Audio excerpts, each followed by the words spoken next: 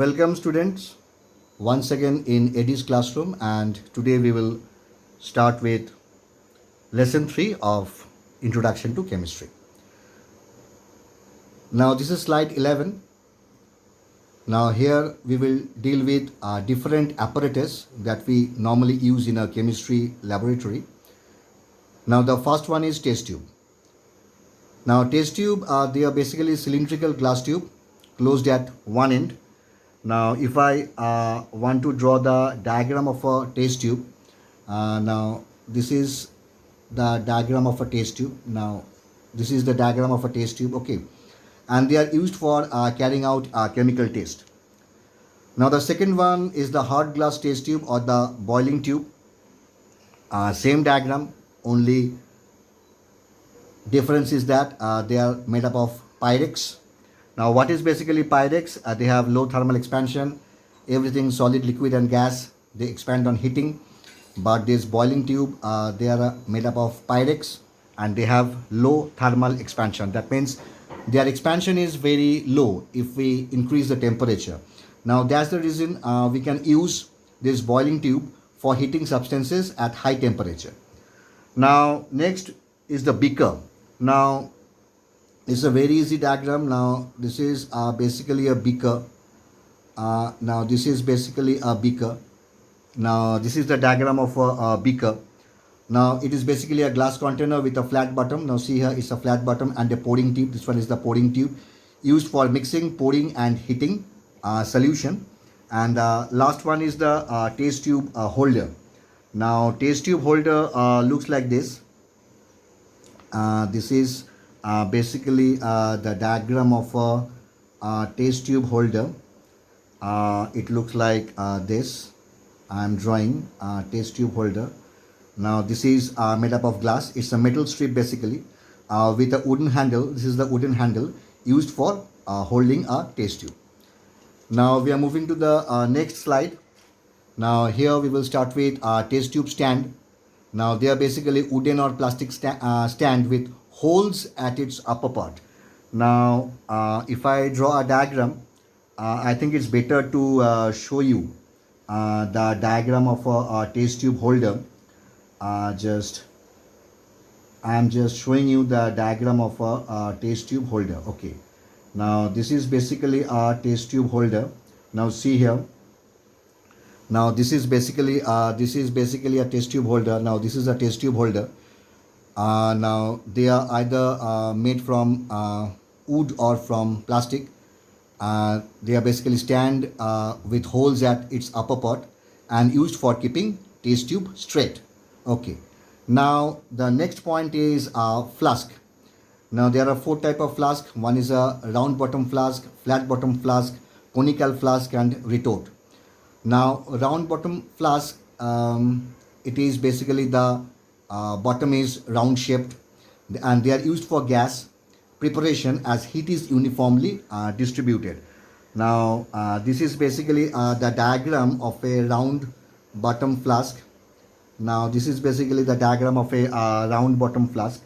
Now we are coming to the next one, that is a flat bottom flask.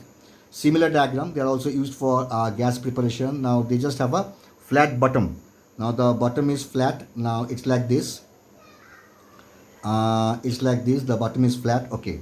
Now we have a conical flask. They have a flat bottom, conical body. Flat bottom with a conical body. I'm just drawing here.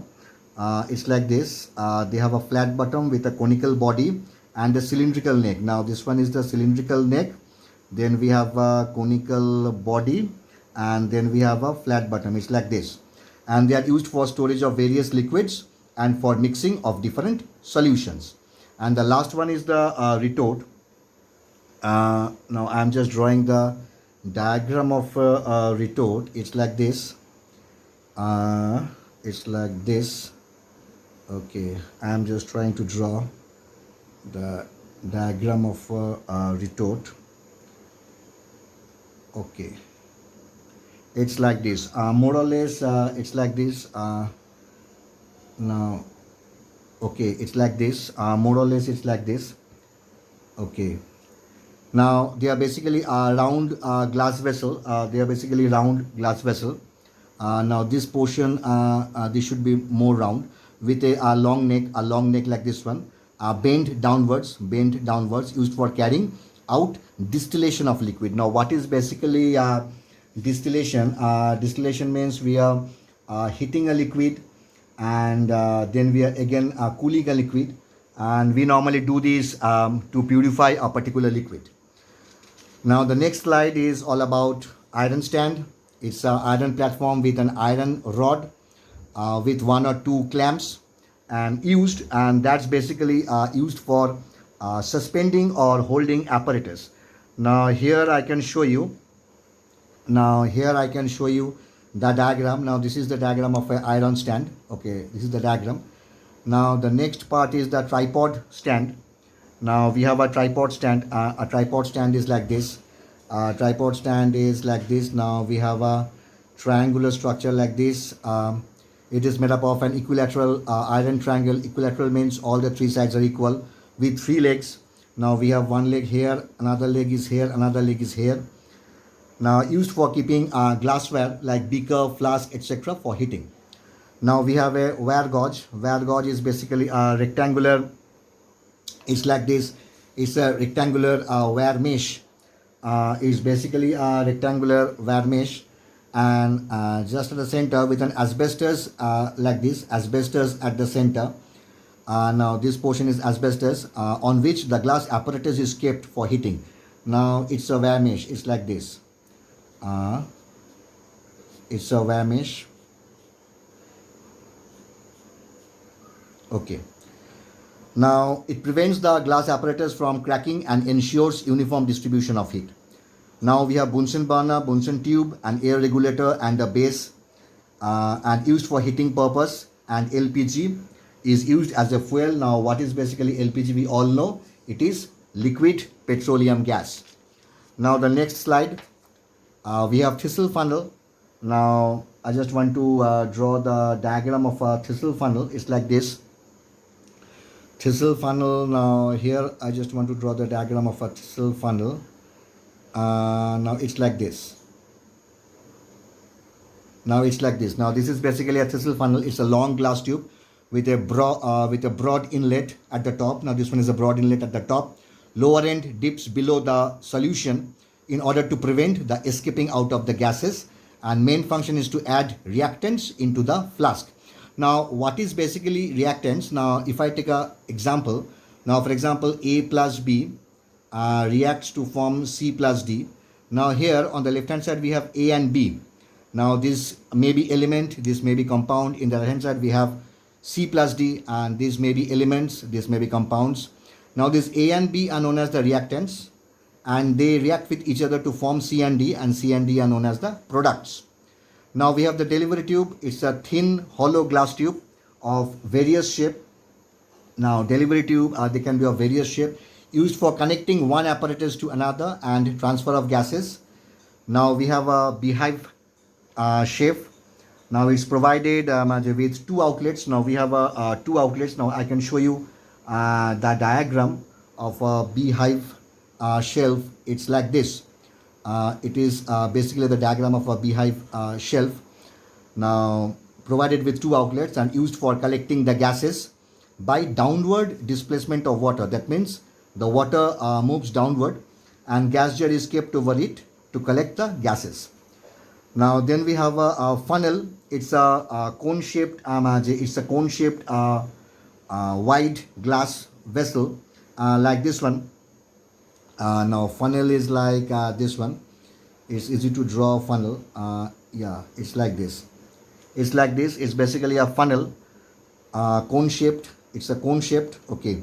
Now wide glass vessel drawn into a narrow neck, used in filtration and for transferring liquids to containers. Now slide 15 is all about measuring apparatus. We have three here. One is pipette, another one is burette, and the last one is a measuring cylinder. Now pipette, I just want to show you the three diagram. This is pipette. Now see here.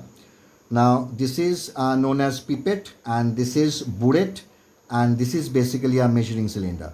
Now what is basically pipette? It measures liquids by sucking the liquid from the top up to the marked level and closing the open end with the thumb. That is basically pipette, this one. Now the next one is this one, the burette. It measures liquid by pouring the liquid from the top of the apparatus up to the marked level. The liquid is drawn out by opening the tab below. Now we have a tab below here. Okay. And the last one is a measuring cylinder. It is a graduated glass cylinder of different capacities and is used for measuring the volume of a liquid. Now the next one is gas jar. Now the next one is gas jar is basically a cylindrical vessel made up of hard glass, and has a lid and used for collecting gases by different methods. That is basically a gas jar.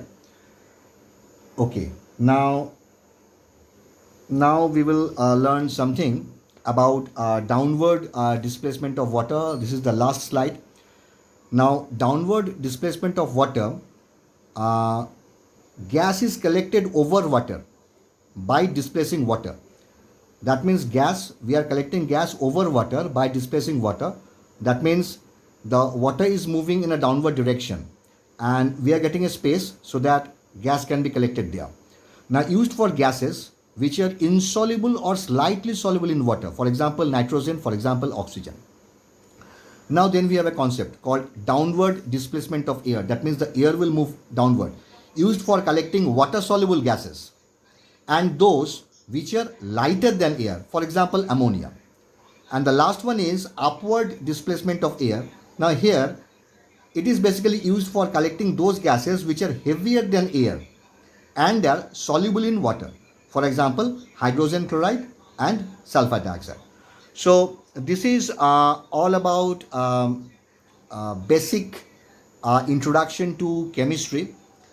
This is basically for class 6th standard students of all board, be it ICSE or CBSE or West Bengal board or any other board in India. So this is basically just an introduction to chemistry, and so this is all about. Thank you once again. If you like my video, then please share so that I can get more encouragement and I can do more educational video like this. Okay, thank you.